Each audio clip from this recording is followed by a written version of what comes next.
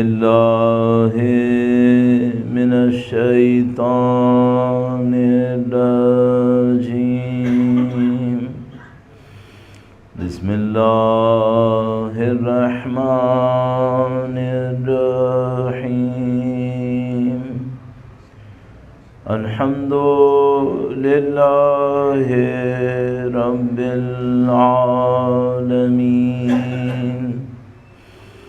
والصلاة والسلام على سید الانبیاء والمرسلین حبیب الہ العالمین ابی القاسم محمد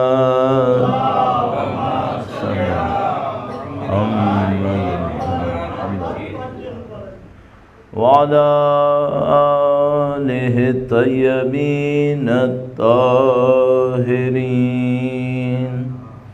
سیما بقیت اللہ فی الارضین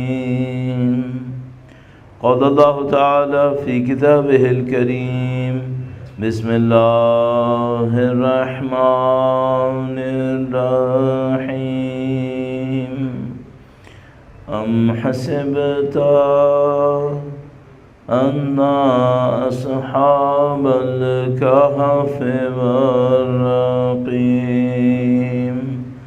كانوا من آیاتنا عجبا. درود بھیجے گا محمد و آل محمد پر. صلی علی محمد و آل محمد وعجل فرجهم. خدا نمثال سے دعا ہے کہ انشاءاللہ پروردگار اس سعادت کو جو اس نے ہمیں نصیب کی ہے، اہل بیت اطہار علیہ السلام کی ذکر کی سعادت، پرچم اعزا کی سعادت، خدا تعالی انشاءاللہ قیامت تک اس سعادت کو ہماری نسلوں کے اندر جاری و ساری فرمائے. انشاءاللہ پرچم اعزا کو دنیا کے کونے کونے تک پہنچانے کی سعادت نصیب فرمائے. پوری توجہ کے ساتھ مل کر درود بھیجیں محمد و آل محمد پر. صلی علی محمد. گویا شاید میری بیان میں کوئی سستی ہے یا میرے جذبے میں کمی ہے جس کی وجہ سے مجھے آپ کا وہ جذبہ نظر نہیں آ رہا جو میں دیکھنا چاہ رہا ہوں. ایک دفعہ پھر مل کر درود بھیجیں محمد و آل محمد.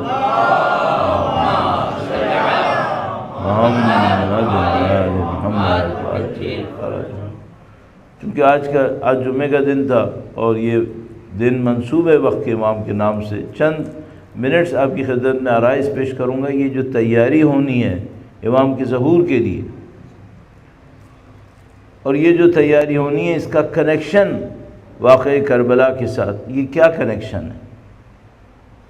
ہم سب جانتے ہیں کہ امام کی تشریف آوری کے سلسلے میں مسلسل ایک بیان ہمارے سامنے آتا ہے، وہ یہ کہ وقت کے امام اپنے جد امجد کے اوپر ہونے والے ظلم کا بدلہ لیں گے، انتقام لیں گے.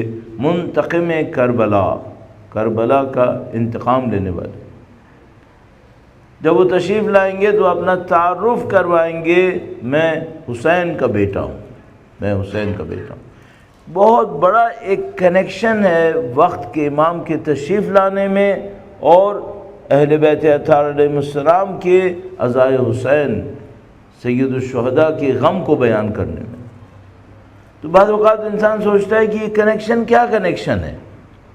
ایک واقعہ آج سے مثلاً تقریباً 1400 سال پہلے پیش آیا ہے، وہ واقعہ فیوچر میں آنے والے ایک واقعے سے کیسے کنیکٹ کرے گا؟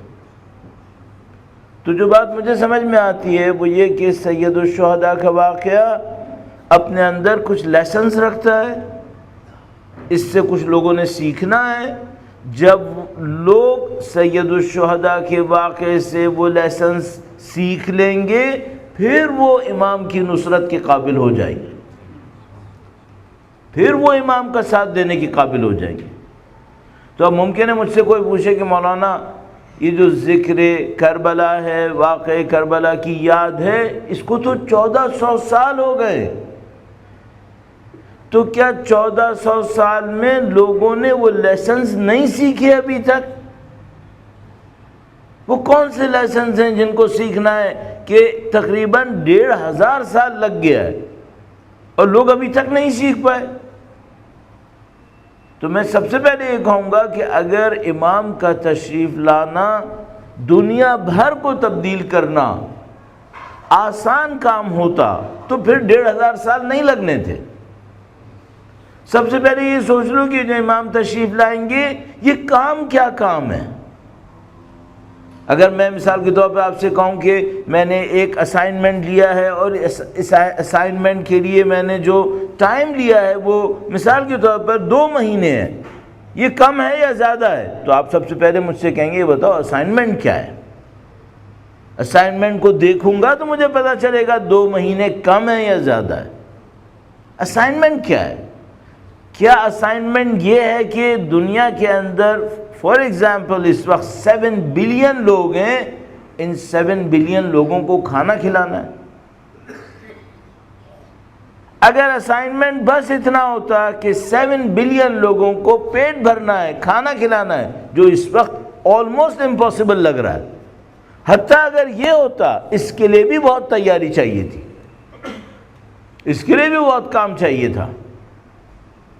تو دوسری بات یہ ہے کیا صرف کھانا کھلانا ہے؟ نہیں، اس سے بڑھ کر ہے۔ دوسرا مسئلہ یہ ہے کہ مثلا ان 7 بلین لوگوں کو صرف کھانا نہیں کھلانا ہے، ان کو ایجوکیشن بھی دینی ہے۔ ٹاسک اور بڑا ہو گیا۔ اس کے لیے کتنی تیاری چاہیے؟ نہیں معلوم کتنی تیاری چاہیے۔ تو مثال کے طور پر جب امام تشریف لائیں گے انشاءاللہ، ٹاسک یہ ہے کہ 7 بلین لوگوں کو کھانا کھلانا ہے؟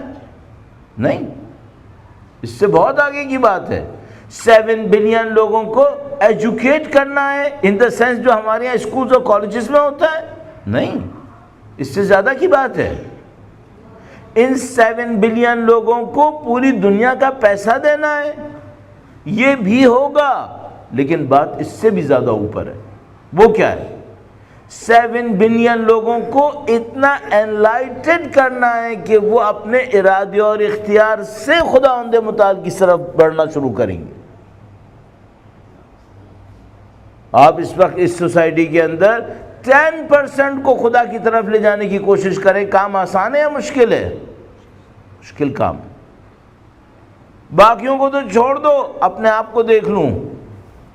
میں چاہتا ہوں اپنی لائف کے اندر اورینٹیشن وہ ہو جو دعائے کمیل سکھا رہی ہے، وردن واحدہ، میری پوری زندگی ایک لائن کے اوپر چلے، ایک پرنسپل کے اوپر چلے۔ وہ پرنسپل کیا ہے؟ خداوند متعال کی اطاعت۔ یہ آسان ہے یا مشکل ہے؟ ٹف ہے، مشکل جواب ہے۔ 7 بلین لوگ اپنے ارادے سے کنونس ہوں کہ ہمیں خدا کی طرف جانا ہے۔ اگر آپ 7 بلین لوگوں کو فورس کر کے لے جانا چاہتے ہیں خدا کی سمت، یہ خداوند متعال کا طریقہ ہے ہی نہیں۔ کبھی خداوند متعال نے یہ کام نہیں کیا، اور اگر خدا کو فورس کر کے لے جانا ہوتا نا تو اس کے لیے تو پھر 1400 ایئرس کی ضرورت ہی نہیں تھی۔ خدا پہلے دن سے فورس کر دیتا ہے ان کو۔ یہ فورس نہیں کرنا ہے، کنونس کرنا ہے۔ اب پتہ چلتا ہے یہ ٹف جاب ہے۔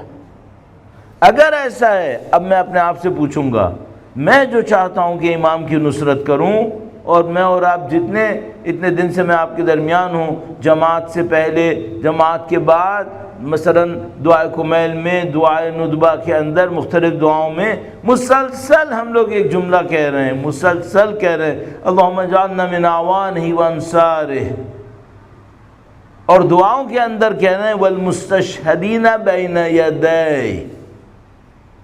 یہ دعائے ندبہ میں بھی ہے، دعائے احد کے اندر بھی ہے۔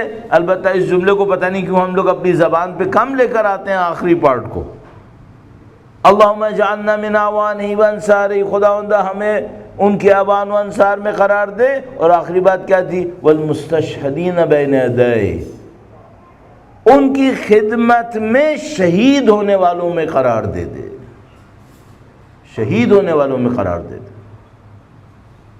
ہم وہ مانگ رہے ہیں خدا سے جو زندگی کی معراج ہے۔ زندگی کی معراج یہ ہے کہ انسان اپنی زندگی کو خدا نے متعال کی راہ میں خرچ کر دے۔ یہ میکسیمم ہے جو انسان اپنی زندگی سے کر سکتا ہے۔ ہم یہ مانگ رہے ہیں، اچھا اب مجھے ان تمام چیزوں کو جمع کرنا ہے۔ ہم یاد سید الشہداء کے واقعے کربلا کی کر رہے ہیں، ہمارے دلوں کے اندر ایک امید ہے، ایک آرزو ہے، ایک دعا ہے کہ خدا ان کے فرزند کو زمین کے اوپر بھیج دے۔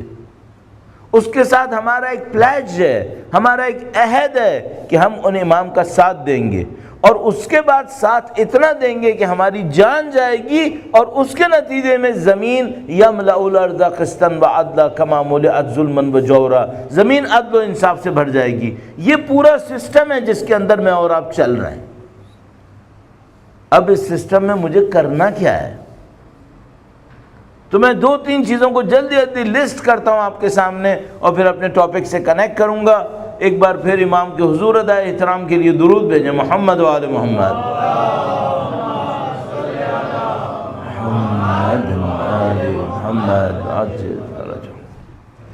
میرا خیال ہے جو پہلی چیز مجھے امام کی نصرت کے لیے چاہیے، وہ جو میں نے آپ کی خدمت میں چند پوائنٹس عرض کیے ان چند دنوں کے اندر، ان سب کو اگر ایک پوائنٹ کے اندر لے کر آؤں تو میں کہوں گا مجھے سب سے امپورٹنٹ چیز جو چاہیے وہ یہ کہ میری کلچر امام کی کلچر کے ساتھ 100% الائنمنٹ کے اندر ہو۔ اس جملے کو مجھے تھوڑا سا ایلیبوریٹ کرنا ہے آپ کی خدمت میں، ایک بار پھر درود بھیجے گا، محمد و آل محمد۔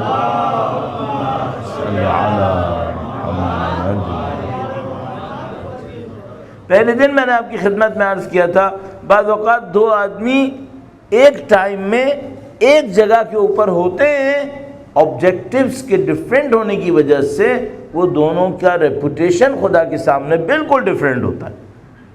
ایک کا کچھ مقام ہوتا ہے، ایک کا کچھ اور مقام ہوتا ہے۔ ایک ہی زمانے میں بعض اوقات 1000 لوگ ایک امام کے سامنے ہوتے تھے۔ ہمارے پاس روایتیں موجود ہیں کہ ایک موقع پر جب امام ارشاد فرماتے تھے مولا 5ویں اور 6ٹھے سرکار، تو ایک موقع پر بعض اوقات 4000 لوگ امام کے سامنے بیٹھے ہوتے تھے۔ ایک وقت میں ایک جگہ کے اوپر 4000 لوگ بیٹھے ہیں، کیا یہ 4000 لوگ امام کے سامنے ایک جیسا مقام رکھتے ہیں؟ ان سب کا ریپوٹیشن اللہ کے سامنے ایک جیسا ہے؟ نہیں۔ وہ 4000 مسجد نبوی میں تھے، اپنے وقت کے امام کے سامنے تھے، اور وہ 4 کے 4000 اسٹوڈنٹ بن کر امام کے سامنے بیٹھے ہوئے تھے۔ کیا سب کا مقام ایک جیسا تھا؟ نہیں، ایک جیسا نہیں تھا۔ تو یہ جو جن کا مقام امام سے نزدیک ہوتا ہے اور کچھ لوگ امام سے دور ہوتے ہیں، ان میں خاص بات کیا ہوتی ہے؟ تو مثال کے طور پر اگر عزا کا دن ہے، سب نے کالا لباس پہنا ہوا ہے، میں نے بھی کالا لباس پہنا ہوا ہے۔ اگر خوشی کا دن ہے، سب خوش ہیں، میں بھی خوش ہوں، جو خدا سے نزدیک ہوتا ہے اس میں کیا خاص بات ہوتی ہے؟ تو مجھے ایک چیز سمجھ میں آتی ہے، ایک ہوتا ہے ریچول، کسٹمز، ٹریڈیشن، پریکٹسز، اور ایک اس کے پیچھے ڈیپتھ ہوتی ہے، فلسفی، آئیڈیالوجی۔ جس کی ریچول صرف امام کے سامنے ہوں اس کا ایک مقام ہے، اصل مقام اس کا جس کی آئیڈیالوجی امام کے ساتھ ہے۔ ایک جملہ آپ اور میں استعمال کرتے ہیں ہمیشہ پلاننگ کے اندر، اس کو ہم لوگ کہتے ہیں پرائورٹیز۔ آپ کی پرائورٹی کیا ہے؟ آپ کس چیز کو پریفرنس دیتے ہیں؟ تو مجھے سمجھ میں آیا کہ امام کے نزدیک وہ ہوتا ہے جس کی پرائورٹیز امام کی پرائورٹیز کے ساتھ الائنمنٹ میں ہوتی ہے۔ اس کا مینیفیسٹیشن کیا ہوتا ہے؟ یہ نظر کیسے آتا ہے؟ ایک دن ہوتا ہے جب امام کہتے ہیں آج جان دینے کا دن ہے، اس دن ایک آدمی آ کر کہ مولا میں آپ کو پیسہ دوں گا۔ یہ کیا ہوا؟ یہ آدمی کیا برا آدمی ہے؟ نہیں، برا آدمی نہیں ہے، اپنا پیسہ صحیح جگہ پہ خرچ کر رہا ہے۔ تو اس میں کیا برائی ہے؟ اس میں برائی صرف ایک برائی ہے، آج دن پیسے کا نہیں تھا، آج دن جان دینے کا تھا۔ اس نے اس بات کو آئیڈینٹیفائی نہیں کیا ہے کیوں انہیں آئیڈینٹیفائی کیا؟ اس کی پرائیورٹی امام کی پرائیورٹی کے ساتھ الائنمنٹ میں نہیں ہے، اس کی آئیڈیالوجی میچ نہیں کر رہی ہے۔ یہ سمجھ رہا ہے کہ ہر وقت پیسے دینے کا وقت ہے۔ آج وہ آ کر جس دن پیسے کی کوئی بات نہیں ہونی ہے، امام کے سامنے آ کر کہتا ہے میں آپ کو ایک شمشیر دوں گا، میں آپ کو ایک گھوڑا دوں گا، میں آپ کو اتنا پیسہ دوں گا۔ امام فرماتے ہیں نہ مجھے تمہارا پیسہ چاہیے، نہ مجھے تمہاری شمشیر چاہیے، نہ مجھے تمہارا گھوڑا چاہیے، مجھے صرف ایک بات بتاؤ، کیا تم جان دے سکتے ہو؟ نہیں دے سکتے، تمہارا اس جگہ کے اوپر کوئی کام نہیں، جاؤ۔ اور پریکٹیکلی یہی ہوا ہے کہ لوگ چلے گیا، بعد میں ساری زندگی روتا رہا کہ خوش قسمتی میرے گھر تک ہو کر آئی تھی اور میں بدبخت آدمی نہیں سمجھ سکا اور پیسے کے ذریعے اس کو میں نے باہر بھگا دیا۔ تو اس سے میں نے ایک لیسن لیا اس واقعے سے، وہ یہ کہ بہت امپورٹنٹ ہے کہ میں امامت کو دیکھوں پرائیورٹیز کیا ہے، ان کی جو پرائیورٹی ہے وہ میری پرائیورٹی ہونی چاہیے۔ اور جس دن یہ کام ہو جاتا ہے، ہم اور آپ خود بخود دنیا کے کسی بھی کونے میں ہوتے ہیں، امام کے ساتھ ہوتے ہیں۔ آپ نے یہ بات یقیناً اپنے بچپن سے چائلڈہڈ سے اب تک تھاؤزنڈز آف ٹائم سنی ہوگی کہ جب امام تشریف لائیں گے تو دنیا میں کچھ لوگ سلیکٹڈ فیو ہوں گے، وہ دنیا میں جہاں کہیں بھی سوئیں گے، صبح کو اٹھیں گے تو امام کے سامنے ہوں گے۔ کیوں؟ ان میں کیا خاص بات ہے؟ کیا باقی لوگ ماننے والے نہیں ہیں؟ باقی لوگ بھی ماننے والے ہیں۔ ان کے اندر کیا خاص بات ہے؟ ان کی لائف اور ڈیتھ، ان کی خوشی اور غم سب کا سب 100% امام کے لیے، لہذا خدا ان کو اپنے امام سے دور نہیں کرے گا جب امام تشریف لائیں گے۔ میرے جیسے کے اندر پرابلم کیا ہے؟ میرے جیسے کے اندر پرابلم یہ ہے کہ میری اگر 100 پرائیورٹیز ہوتی ہیں، مثلاً ان میں سے 10 اور 20 امام کے ساتھ ہوتی ہیں، 70-80 میری اپنی پرسنل ہوتی ہیں، اپنے لیے سوچتا ہوں۔ یہ جو کربلا کا واقعہ ہے یہ ہمیں کیا سکھاتا ہے؟ اس کا کنیکشن کیا ہے؟ اس کا کنیکشن یہ ایک ٹائم آتا ہے جب تمہیں اپنی پرسنل پرائیورٹیز کے اوپر کام نہیں کرنا ہوتا،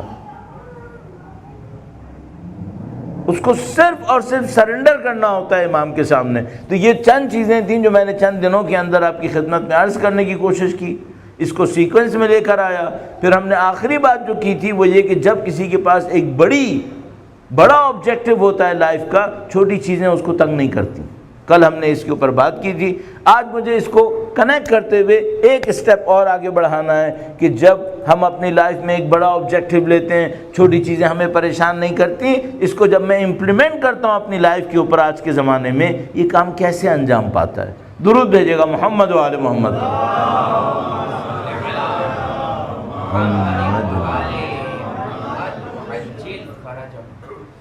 اب اپنی صحت و سلامتی کے لیے انشاءاللہ نسلوں کے اندر اس عزا کی بقا کے لیے بلند آواز میں درود بھیجے گا محمد و آل محمد۔ صلی علی محمد میں بعض اوقات ان علماء کی واقعات پڑھتا ہوں، آپ بھی پڑھتے ہوں گے یقیناً۔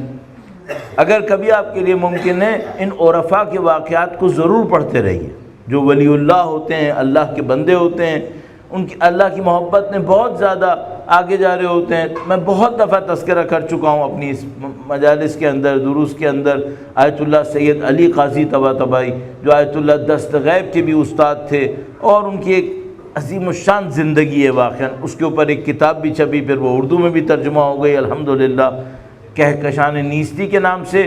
کبھی آپ کو موقع ملے زندگی کے اندر، آپ میں سے بہت کم لوگ اردو کتابیں پڑھنے والے ہوں گے، لیکن جو سننے والے ہیں ان میں بہت ہوتے ہیں، تو میں ان کی خدمت میں عرض کر رہا ہوں کہ یہ کتاب اردو میں پرنٹڈ ہے، جب بھی موقع ملے اس کتاب کو ضرور کم از کم ایک دفعہ پڑھیں۔ عرفاء کے واقعات بہت سبق دیتے ہیں۔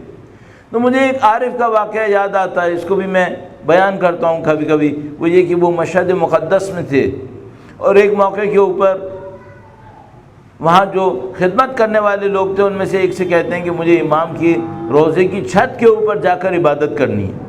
اس نے کہا کہ مولانا آج کی رات بہت برف آئی ہے، برف بہت پڑی ہے، آپ چھت پہ جائیں گے بہت اذیت ہوں گے، وہاں برف بہت زیادہ ہے۔ انہوں نے کہا مجھے پرواہ نہیں ہے، تم مجھے اوپر بھیج دو، مجھے اوپر جا کے کچھ عبادت کرنی ہے، اور تھوڑی دیر کے بعد جو تم مجھے واپس بلا لینا۔ اس نے کہا مولانا میں دروازہ کھلا چھوڑ نہیں سکتا ہوں اسٹیئرز کے اوپر، ورنہ پھر لوگ جانا شروع کر دیں گے، تو میں آپ کو وہاں بھیجوں گا، لاک کر دوں گا، نیچے آ جاؤں گا، پھر بعد میں دروازہ کھول دوں گا، آپ آ جائیے گا۔ انہوں نے کہا ٹھیک ہے۔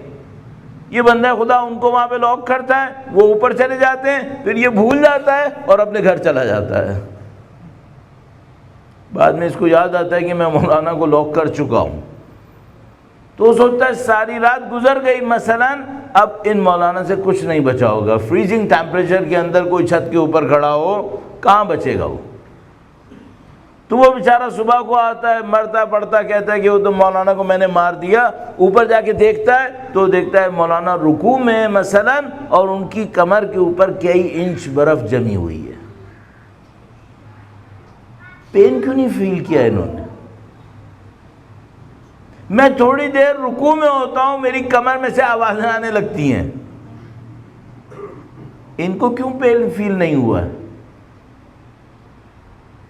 ایک دفعہ ایک انسان کسی آبجیکٹو کے اندر اتنا ڈیپ ہو جاتا ہے، اس دنیا کو بھلا دیتا ہے، پھر کہیں اور ہوتا ہے۔ پھر یہ پین اس کو نہ صرف فیل نہیں ہوتا ہے، یہ پین بھی اس کو ایک پلیجر دے رہا ہوتا ہے، وہ انجوائے کرتا ہے۔ جو سید الشہداء کے ساتھ تھے، وہ سید الشہداء کے چہرے مقدس کو دیکھتے تھے، ان کے چہرے کو دیکھتے تھے، اور سید الشہداء کے چہرے پر اتنا پیس تھا، اتنا ٹرینکویلٹی تھا کہ وہ چہرے کو دیکھ کر یہ بھول جاتے تھے کہ ہم کہاں ہیں۔ سید الشہداء اتنے مطمئن تھے۔ سید الشہداء کا چہرہ مقدس نیزے کے اوپر بھی مطمئن تھا۔ کاش اس میں سے کوئی ایک لائٹ خدا مجھے نصیب کرے، آپ کو نصیب کرے۔ الحمدللہ رب العالمین، ہمیں ایک لائٹ نصیب ہوتی ہے، الحمدللہ رب العالمین۔ کب ہوتا ہے؟ مثال کے طور پر جب میں اور آپ رو رہے ہوتے ہیں، جب میں اور آپ ماتم کر رہے ہوتے ہیں، کیا دنیا ہمیں یاد آ رہی ہوتی ہے اس وقت؟ نہیں۔ ہم سید الشہداء کے لیے پورے دل سے رو رہے ہوتے ہیں، اس وقت ہم اپنی دنیا بھول جاتے ہیں۔ اس وقت کیا ہوتا ہے؟ اس وقت ہم سید الشہداء کے شعاعوں کے نیچے ہوتے ہیں، اس وقت ہمارے دل سید الشہداء سے کنیکشن میں ہوتے ہیں۔ شاید یہ چند منٹس کے لیے ہوتا ہے، لیکن میں اس کو دنیا کی بہترین نعمت تعبیر کروں گا۔ کم سے کم چند سیکنڈز کے لیے ہمارے دل سید الشہداء سے جڑے ہوئے ہوتے ہیں۔ اس وقت کیا ہم پین فیل کر رہے ہوتے ہیں؟ نہیں، بالکل فیل نہیں ہو رہا۔ یہ الحمدللہ رحمت ہے۔ تو مجھے ایک اور بات سمجھ میں آتی ہے، اگر کوئی شخص اتنا خوش نصیب ہو کہ اس کے دل میں صرف خدا کی اور اس کے اولیاء کی یاد ہو، اس کو دنیا کی کوئی چیز تنگ نہیں کرے گی۔ کیا میں نے آپ سے یہ کہا دنیا میں کوئی مشکل نہیں آئے گی؟ میں یہ جملہ نہیں کہوں گا۔ نہ صرف مشکل نہیں آئے گی بلکہ زیادہ آئے گی۔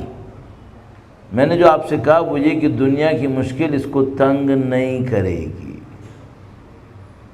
سید الشہداء کی طرح، سید الشہداء کے اصحاب کی طرح۔ تو جو چیز مجھے اور آپ کو چاہیے وہ اس وقت کیا ہے؟ الحمدللہ رب العالمین، ہم اعمال انجام دے رہے ہیں، ہم اذکار اوراد انجام دے رہے ہیں، اس کے پیچھے ایک کلچر ہے۔ میں معذرت کے ساتھ آپ کی خدمت میں ایک جملہ عرض کروں گا، ہم لوگ ریچولز تک تو آ گئے ہیں، کلچر تک آنے میں ہمیں دیر لگ رہی ہے۔ ہم اس کی کلچر کو نہیں پکڑ پا رہے۔ اس کے نتیجے میں کیا ہے؟ اس کے نتیجے میں بعض اوقات یہ ہوتا ہے میرا جیسا کوئی شخص 100% میٹیریلسٹ ہوتا ہے اور باتیں امام کی شہادت کی کرتا ہے۔ اسی میٹیریلزم نے تو امام کو شہید کروایا ہے۔ یہ جو میں اور آپ لعن کرتے ہیں، اللہم لعن فلاں فلاں فلاں، یہ کون لوگ ہیں؟ یہ وہ لوگ ہیں جنہوں نے دنیا کی خاطر امام کو مارا ہے۔ تو مثال کے طور پر میں نے اتنی باتیں کی آپ کی خدمت میں، قربانی دینے والا ہو، ہائر آبجیکٹو ہو. اب میں اگلے سٹیپ میں کیا کہنا چاہ رہا ہوں؟ میں اگلے سٹیپ میں کہنا چاہ رہا ہوں جب تک انسان میٹیریلزم کے اندر پھنسا ہوا ہے کبھی ہائر آبجیکٹو پہ نہیں جائے گا، اور جب تک انسان میٹیریلزم کے اندر پھنسا ہوا ہے اسی کے راستے پر جا رہا ہے جس کو زیارت عاشورہ میں لعن کر رہا ہے. یہ جو خداوند متعال نے ہم سے کہا کہ تم کہو کہ اللہم العن فلاں فلاں فلاں، وہ مر چکے وہ لوگ، اب کیوں خدا لعن کروا رہا ہے ہمیں؟ کیوں ہمیں خداوند متعال کہہ رہے عمر سعد کو لعن کرو، عبید اللہ ابن زیاد کو لعن کرو، اور شمر کو لعن کرو، اور مثلا اس کی اولاد کو لعن کرو؟ کیوں؟ وہ مر گئے، وہ جل رہے ہوں گے اپنی قبروں کے اندر، لیکن ان کی فکر باقی ہے. وہ فکر کیا ہے؟ مجھے اس شہر کا گورنر بننا ہے، اس کے لیے میں فرزند رسول کو مارنے کو تیار ہوں. مجھے اتنی دولت ملنی ہے، اگر اتنی دولت ملے تو میں نبی خدا کے فرزند کو مارنے کو تیار ہوں. یہ مصیبت ہے، یہ ابھی باقی ہے، بالکل باقی ہے. نظر نہیں آ رہی ہمیں؟ بالکل اپنی آنکھوں سے نظر آ رہی ہے. یہ چند صہیونسٹ یہ دنیا کی کیا کون سی زندگی میں کیا لینا چاہتے ہیں جو اتنے ہزار بچوں کو مار چکے ہیں؟ یہ دنیا کی کچھ دولت، دنیا کی کچھ طاقت، دنیا کی کوئی زمین کا ٹکڑا لینے کے لیے اتنے ہزار بچے مار چکے ہیں. یہ کس کے راستے پہ چل رہے ہیں؟ یہ اسی عبید اللہ زیاد کے راستے پہ چل رہے ہیں، اسی عمر سعد کے راستے پر چل رہے ہیں، اسی شمر کے راستے پر چل رہے ہیں. الحمدللہ رب العالمین، سید الشہداء کے باخبر بابصیرت چاہنے والے ان کے سامنے مقابلے پر کھڑے ہو گئے. باقی دنیا کہاں گئی؟ میٹیریلزم میں غرق ہے. وہ عرب دنیا کہاں گئی؟ وہ سب مادہ پرستی میں غرق بیٹھے ہوئے ہیں. کون مقابلہ کر رہا ہے؟ وہ مقابلہ کر رہے ہیں جن کے شاید پاؤں میں جوتی بھی نہیں ہے. وہ یمنی مقابلہ کر رہے ہیں، وہ فلانی عراقی مقابلہ کر رہے ہیں، وہ لبنانی مقابلہ کر رہے ہیں، وہ فلسطینی مقابلہ کر رہے ہیں. ان کے پاس دنیا سے کیا ہے؟ کچھ بھی نہیں ہے. یہی اصلی مسئلہ ہے. اور جن کے پاس دنیا بھری ہوئی ہے وہ کیا کر رہے ہیں؟ وہ اپنی دنیا کو بچا رہے ہیں. آپ زیارت اربعین کے اندر دیکھ لیجئے، زیارت اربعین کے اندر کیا لکھا ہے؟ آپ کے مقابلے پر وہ آیا جس کو دنیا نے دھوکہ دیا تھا،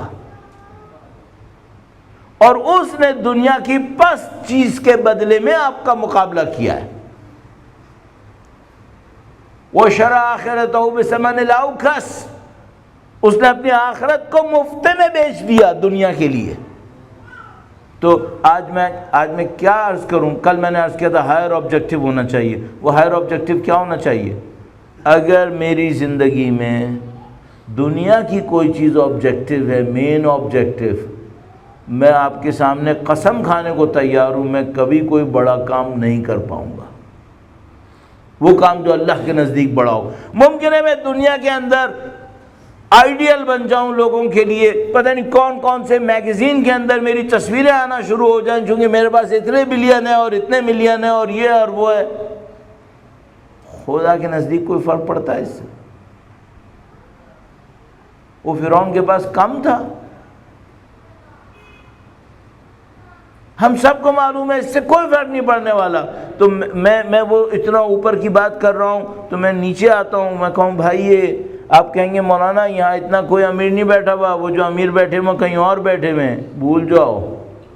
ایک واقعہ میں بہت دفعہ سناتا ہوں، آپ کو بھی اشارتاً عرض کرتا ہوں، درود بھیجے گا محمد و آل محمد.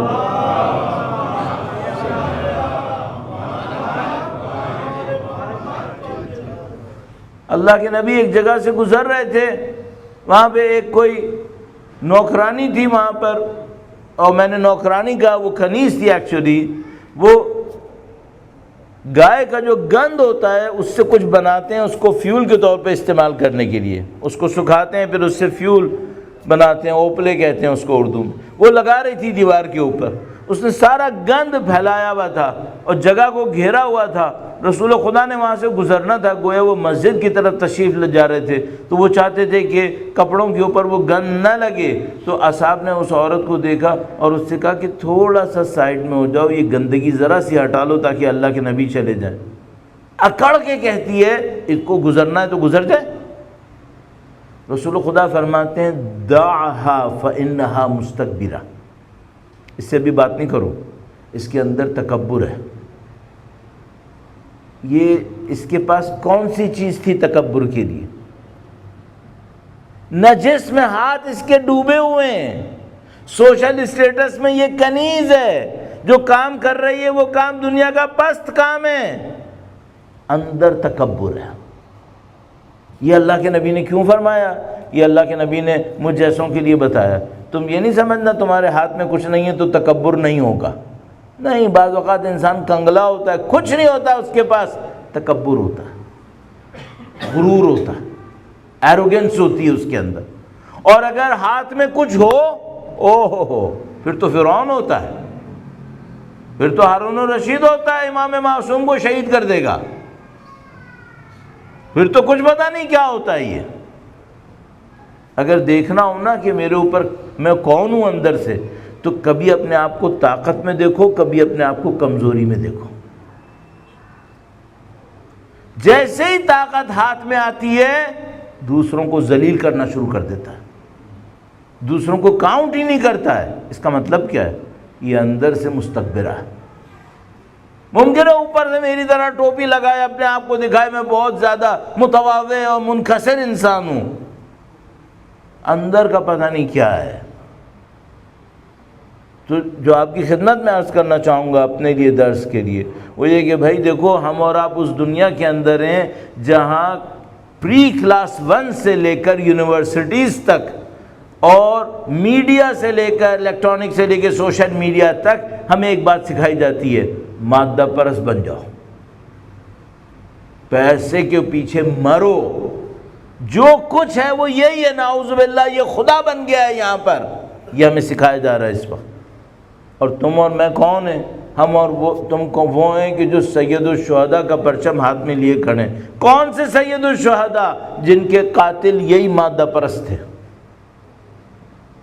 اب ہمارے پاس ایک چیلنج ہے، تم تو سید الشہداء کے ماننے والے ہو نا، تم کیوں مادہ پرست ہو؟ تم کیوں سید الشہداء کے قاتلوں کے رنگ کو پکڑ کے بیٹھ گئے ہو؟ تو میں نے آپ سے کہا تھا ٹرانسفارمیشن، اور لوگ تبدیل ہوں گے، وہ یہاں سے نکلیں گے امام کا ساتھ دینے کے لیے. وہ ٹرانسفارمیشن کیا ہونے والی ہے؟ پہلے لوگ کسی اور کلر کے کپڑے پہنتے تھے، پھر کسی اور کلر کے پہنیں گے. نہیں، یہ نہیں ہونے والی، اور اس سے کوئی فرق نہیں پڑے گا. اصلی ٹرانسفارمیشن کیا ہوگی؟ پہلے وہ مادہ پرست تھے، پھر وہ خدا پرست ہوں گے. یہ ٹرانسفارمیشن ہے. جیسے ہی وہ خدا پرستی کے راستے پر جائیں گے، نمبر 1 آبجیکٹیوز ہائر ہو جائیں گے، لوور آبجیکٹیوز ختم ہو جائیں گے. نمبر 2 قربانی دینے کی طاقت آ جائے گی ان کے اندر. نمبر 3 ان کے اندر ڈگنیٹی ہوگی، ان کے اندر عزت ہوگی. یہ ہیں انصار حسین،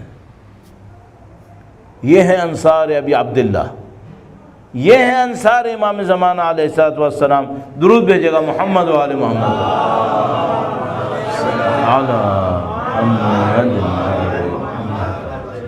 تو میرے اور آپ کی ٹاسک کیا ہے؟ میرے اور آپ کی ٹاسک کیا ہے؟ برادران محترم، میں ہاتھ جوڑ کر عرض کروں گا آپ کی خدمت میں، کہیں ایسا نہ لگے کہ میں آپ کی خدا نہ کرے نعوذ باللہ تنقید کر کے معاملے کو نپٹانا چاہ رہا ہوں. نہیں، میں اپنے لیے عرض کر رہا ہوں. میرے اور آپ کا ٹاسک کیا ہے؟ میرے اور آپ کا ٹاسک یہ ہے، سیاہ پہنو، غم مناؤ، سید الشہداء سے، ان کے اعوان و انصار سے سیکھو. یہ قربانی کیسے دے رہے تھے؟ یہ قربانی کیوں دے رہے تھے؟ قربانی دینے کے پیچھے ان کے ذہنوں میں کیا چل رہا تھا؟ وہ میرے اور تمہارے ذہن میں آنا چاہیے. یہ جو 10 دن ہمارے پاس پریکٹس ہے، آپ خود جانتے ہیں، واقعہ کربلا، اصل واقعہ کربلا صرف ایک دن ہوا ہے، عاشور کے دن. یہ جو دن ہمارے پاس تقسیم ہو گئے، پورے 10 دن ہم منائیں گے، ایک ایک صحابی کے لیے ایک ایک دن ہم نے دے دیا. یہ کیوں دیا ہم نے؟ اگر ہم تمام اصحاب کو ایک دن میں یاد کرتے نا تو ہم یاد ہی نہیں کر پاتے، ہم سمجھ ہی نہیں سکتے. اب ذرا سوچنا، اگر صرف ایک عاشور کے دن مجھے مولا علی اکبر کو بھی یاد کرنا ہے، مولا ابو الفضل کو بھی یاد کرنا ہے، مولا علی اصغر کو بھی یاد کرنا ہے، اصحاب امام کو بھی یاد کرنا ہے، میں بھول جاتا، میرے ذہنوں سے نکل جاتا. یہ بہت الحمدللہ لطف خدا ہوا، خدا نے ہمیں ایک راستہ سکھایا. ہر صحابی اور ہر اولاد رسول کو ایک ایک دن دیتے چلے جاؤ. اس کے بعد غور کرو یہ لوگ کیا تھے. تو مثال کے طور پر ہمیں لوگ ملے، ہمیں ان کا کیریکٹر ملا، تو ان تمام کے اندر کامن بات کیا ہے؟ ان تمام کے اندر ایک کامن بات ہے، دنیا ان کے لیے حقیر ہے، دنیا ان کے لیے ذلیل ہے. ان کا آبجیکٹو کیا ہے؟ ان کا آبجیکٹو یہ ہے کہ ہمیں سرو کرنا ہے. البتہ میں نے اتنی باتیں کہیں، آپ کہیں گے مولانا کیا مطلب، ہم نے کام نہیں کرنا ہے، بزنس نہیں کرنا ہے، جاب نہیں کرنی ہے؟ نہیں، سب کچھ کرنا ہے. ایک جملہ بار بار اپنے لیے عرض کرتا ہوں، میں بار بار ڈرتا ہوں آپ لوگ سوچیں گے میں آپ کے اوپر تنقید کر رہا ہوں. نہیں، میں اپنے لیے عرض کر رہا ہوں، مجھے آپ سے بھی کہنا ہے، اپنے لیے بھی کہنا ہے. ایک جملہ مجھے بار بار کہنا ہے، وہ کیا ہے؟ دنیا میں رہنا ہے، دنیا کے لیے نہیں رہنا ہے. مجھے دنیا میں رہنا ہے، پہاڑوں میں نہیں جانا ہے، غاروں میں نہیں جانا ہے، کام کاج نہیں چھوڑنا ہے، لیکن اس کے لیے زندہ نہیں رہنا ہے. زندہ کسی اور چیز کے لیے رہنا ہے. پیسہ کمانا ہے یا نہیں کمانا ہے؟ کمانا ہے، لیکن وہ پیسہ کمانا ہے جو امام حسین کے کام آئے. عزت چاہیے یا نہیں چاہیے؟ چاہیے، عزت چاہیے. وہ عزت چاہیے جو وقت کے امام کے کام آئے. اگر میرا پیسہ، میری عزت، میری اولاد، میری کوئی طاقت اپنے امام کے کام نہیں آ سکی، پھر میں کہوں گا لعنت ہے اس کے اوپر. پھر نہیں چاہیے. کیا کروں گا اس کو لے کے؟ مولا کا فرمان ہے، نہج البلاغہ میں فرماتے ہیں مالی و دنیا، مجھے دنیا سے کیا کام؟ اس کے حلال میں حساب ہے، اس کے حرام میں عذاب ہے. حلال میں بھی حساب ہے، کم سے کم پوچھنا ہے کہاں سے کمایا، کہاں پہ خرچ کیا. حلال میں، جو حرام ہے وہ تو عذاب ہی عذاب ہے. امام فرمانے مجھے دنیا سے کیا کام. تو الحمدللہ رب العالمین. آخر پہ لے جاتے ہوئے عرض کروں گا بحمدللہ ہم لوگ بہت اچھے دور میں ہیں. اس کو میں بہت زیادہ دوہراتا ہوں، بہت اچھے دور میں ہم لوگ جانے دینے.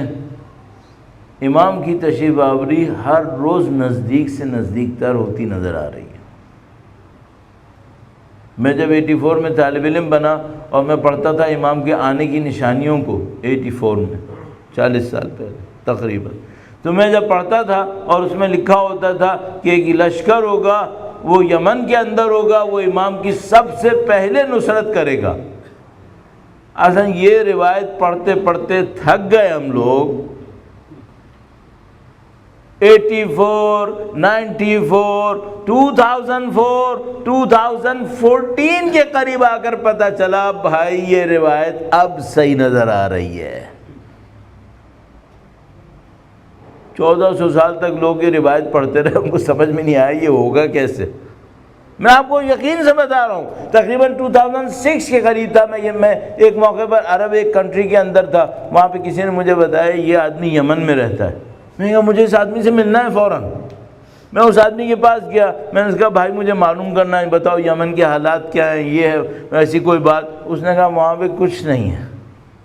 میں نے کہا دیکھیے وہاں پہ ایک لشکر بننے والا تھا جو امام کی نصرت کرے گا. کہنے لگا مولانا مجھے تو کوئی لشکر نظر نہیں آتا. یہ 2004 اور 6 کی بات ہے. اللہ کا نظام اللہ جانتا ہے.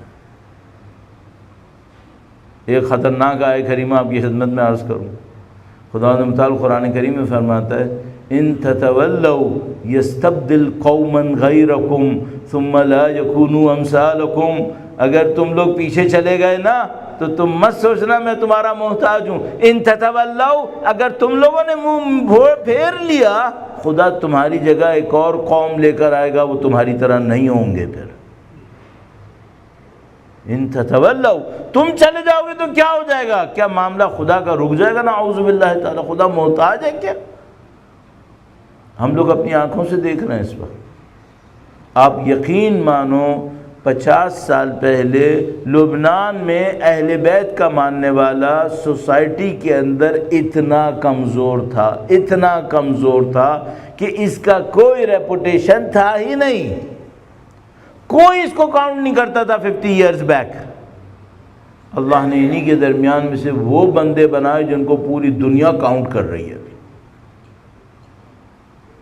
یہ عراق میرے اور تمہارے سامنے ہے، اس کے اوپر کون حکومت کرتا تھا؟ آج ہی کوئی بتا رہا تھا، کہنے کا میں ذہن میں سوچ بھی نہیں پاتا تھا کہ صدام حسین بھی کبھی مرے گا۔ ہزاروں نہیں لاکھوں لوگوں کو مارا تھا اس صدام حسین نے، مر گیا، مٹ گیا، اور وہاں سے وہ عراقی نکلے جنہوں نے پوری دنیا کے سامنے بتا دیا ہم کون ہیں۔ یہ ایران کیا تھا؟ یہ 50 سال پہلے کیا تھا یہاں پہ؟ آپ یقین مانو، میں ہاتھ جوڑ کے عرض کر رہا ہوں، اتنی پانی کی دکانیں نہیں تھی جتنی یہاں شراب کی دکانیں تھیں۔ الحمدللہ رب العالمین تبدیل ہو گئے، اللہ نے ان کے ذریعے سے ایک طاقت بنا دی۔ یہ امام کے آنے کی نشانیاں نہیں ہیں کیا؟ یہ سب اپنی زبان سے امام کو پکار رہے ہیں، اپنی طاقتوں کو اپنے امام کے لیے جمع کر رہے ہیں۔ ہم لوگ بہت اچھے دور میں ہیں، صرف مجھے ایک ڈر ہے، ایسا نہ ہو کہ میں اپنی مادہ پرستی کے اندر پھنسا رہ جاؤں، وہ لوگ آگے نکل جائیں۔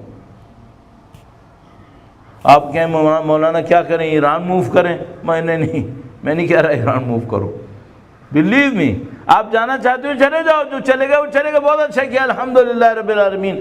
جب مجھ سے کوئی پاکستان میں کہے آپ کہاں جانا چاہتے ہیں، میں کہتا ہوں کہیں نہیں جانا چاہوں گا۔ کیوں؟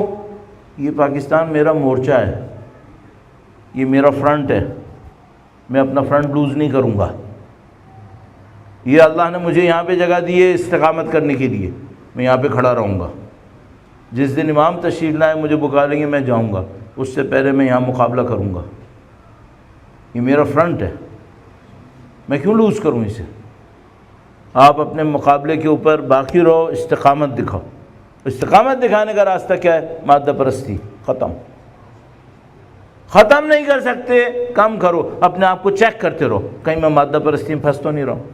اس کو میں انشاءاللہ بعد میں عرض کروں گا آپ کو، اور وقت نہ لوں، اور میں بہت معذرت چاہتا ہوں، میں اپنی ذمہ داری سمجھتا ہوں بعض اوقات کہ نہیں، مجھے اس بات کو پوری تفصیل سے عرض کرنا ہے۔ الحمدللہ رب العالمین، خدا نے ہمیں بہت اچھی نشانیاں دی، خدا نے ہمیں کربلا کے غم میں رونا نصیب کیا ہے نا، آپ یقین مانو دنیا اور آخرت میں شاید اس سے بڑھ کر نعمت ہمیں کوئی نہیں ملے گی۔ یہ جو خدا متعال نے ہمیں نصیب کر دیا، اس میں سب کچھ ہے، اس میں ہمارے لیے بڑی نعمت ہے۔ اور یہ بھی میں آپ کی خدمت میں عرض کرتا رہوں، بعض اوقات چیزیں بہت چھوٹی ہوتی ہیں، پیچھے بہت بڑی ہوتی ہیں۔ پتہ نہیں کیوں میرے ذہن میں آ رہا ہے یہ آپ کی خدمت میں عرض کروں، میں نے سوچا تھا فوراً مصائب شروع کروں گا، وقت کم ہے، لیکن یہ جملہ عرض کرتا چلوں۔ آیت اللہ خمینی کے گھر پہ ایک صاحب مجالس پڑھا کرتے تھے، ان کے والد ان سے پڑھواتے تھے، اور آیت اللہ خمینی کے گھر پہ وہ پڑھا کرتے تھے، تو آپ ذرا سوچو اس کا مقام کیا ہوگا۔ وہ بہت اچھے ذاکر تھے، بہت سادہ زبان میں پڑھا کرتے تھے، آغا کوثری نام کر کے۔ تو آغا کوثری کہنے لگے کہ ایک دفعہ میں محرم کے ایام کے اندر ایک مجلس سے نکلتا تھا، دوسری مجلس میں جاتا تھا، میں ایک مجلس سے نکلا تو میرے سامنے کچھ بچے آ گئے، انہوں نے کہا آغا کوثری آپ سارے بڑوں کے لیے مجلس پڑھتے ہیں، آپ میں کوئی مجلس بچوں کے لیے پڑھتے ہیں کیا؟ اور وہ اتنے بڑے ذاکر تھے، انہوں نے کہا بیٹا میں بچوں کے لیے تو نہیں پڑھتا، میں بڑوں کے لیے پڑھتا ہوں، بچے بھی آتے ہیں۔ انہوں نے کہا آغا کوثری ہم نے آپ کے لیے ایک مجلس رکھی ہے، آپ اس میں آئیں۔ اور وہ بیچارے کاؤنٹ کرنے لگے کہ بھائی میرے پاس ٹائم کہاں ہے، میں اس مجلس سے نکلتا ہوں دوسری مجلس میں جاتا ہوں۔ انہوں نے کہا بیٹا کل آ جاؤں گا، کہنے گے ہاں ٹھیک ہے چلیے کل آئیے گا، آپ کے لیے مجلس ہے۔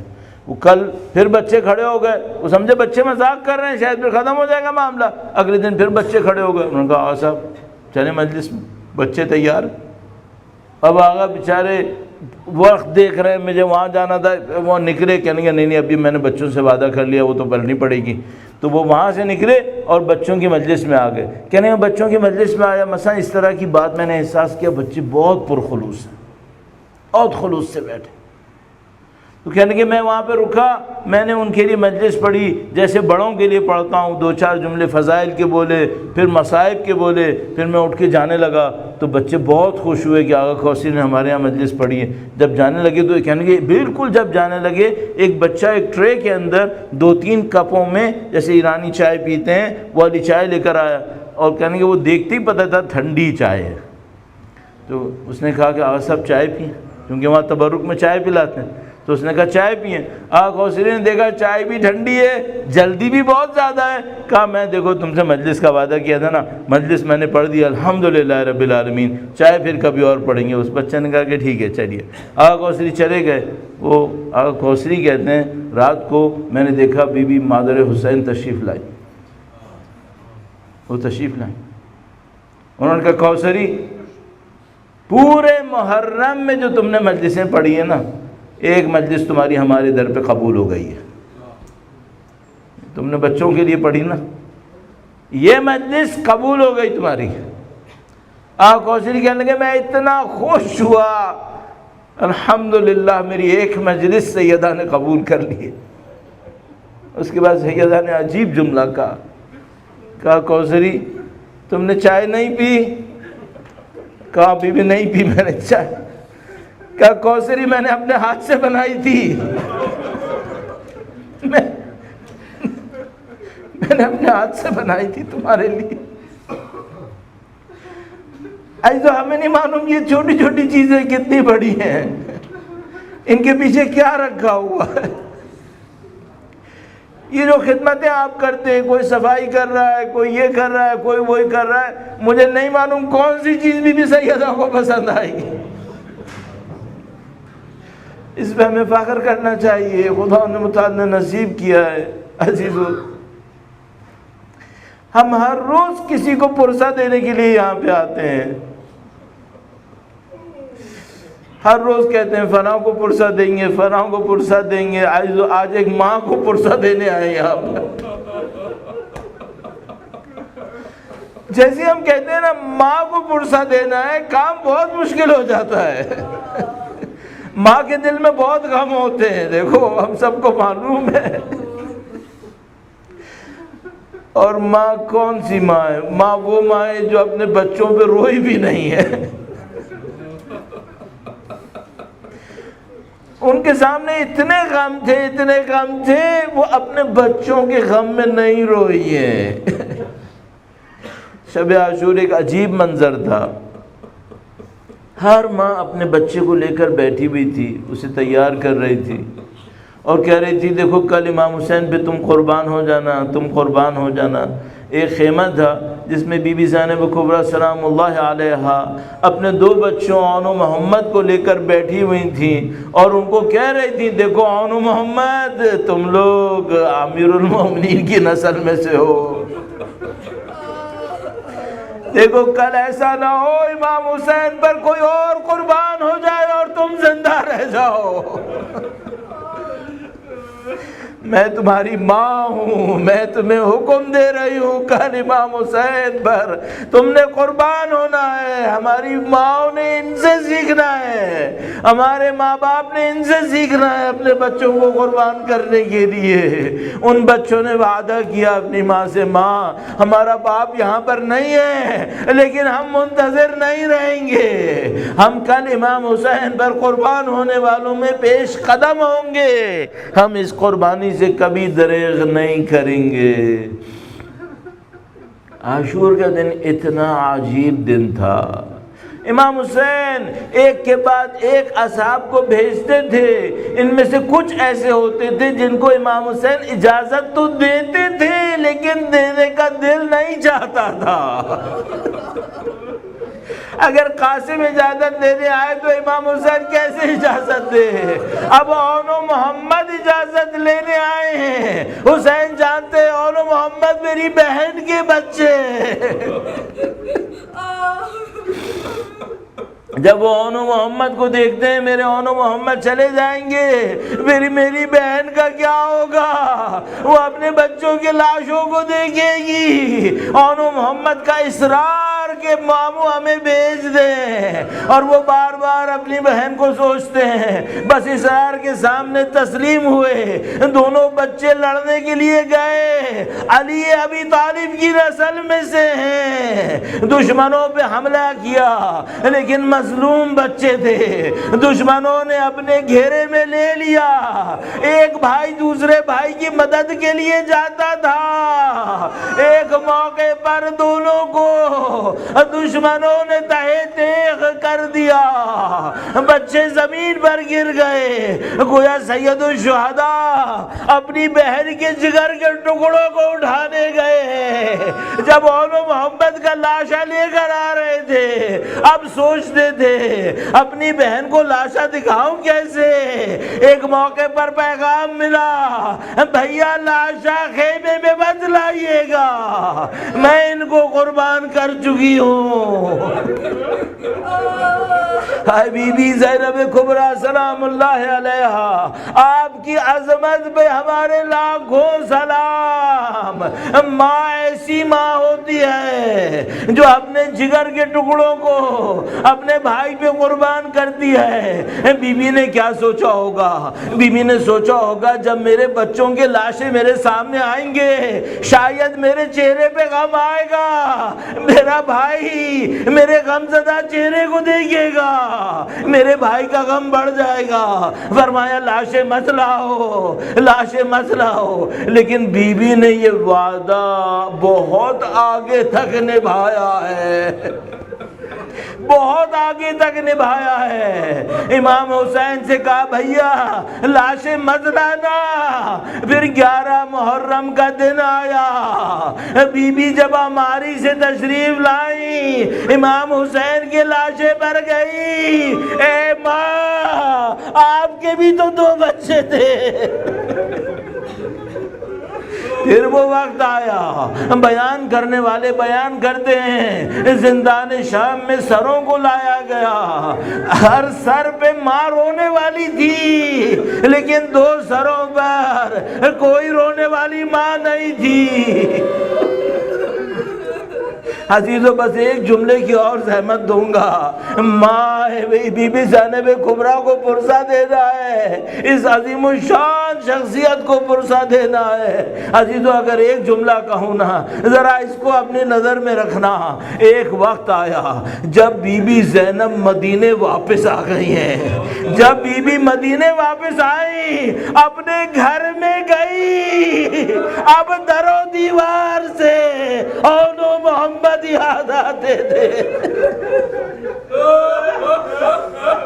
الا لعنت اللہ علی القوم الظالمین وسیعلم الذین ظلموا ایام الغلب ینقلبون۔